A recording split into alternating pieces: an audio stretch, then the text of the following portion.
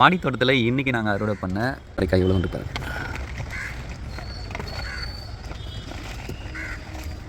மொத்தமாக 2 கிலோ அவரைக்காய் இன்றைக்கி பறிச்சிருக்கோம். இந்த காயை பார்த்தாலே உங்களுக்கு தெரியும் இதில் எந்த ஒரு பூச்சி தாக்குதலுமே இல்லை அப்படின்றது.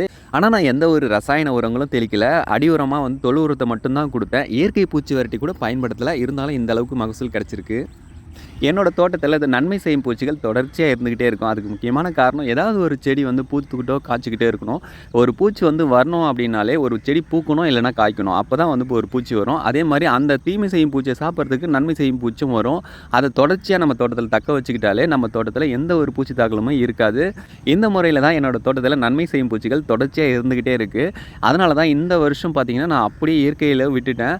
இயற்கை பூச்சி விரட்டி கூட இந்த முறை பயன்படுத்தலை. எந்த ஒரு பராமரிப்புமே இல்லாமல் இந்த மகசூல் கிடைச்சிருக்கிறது எனக்கு ரொம்ப சந்தோஷமாக இருக்குது. உங்கள் தோட்டத்தில் இந்த மாதிரி நீங்கள் மகசூல் எடுத்திருந்தால் கமெண்ட்டில் பதிவு பண்ணுங்கள். நீங்கள் எப்படி பூச்சிகளை கட்டுப்படுத்துறீங்க அப்படின்றதையும் சொல்லுங்கள். நன்றி.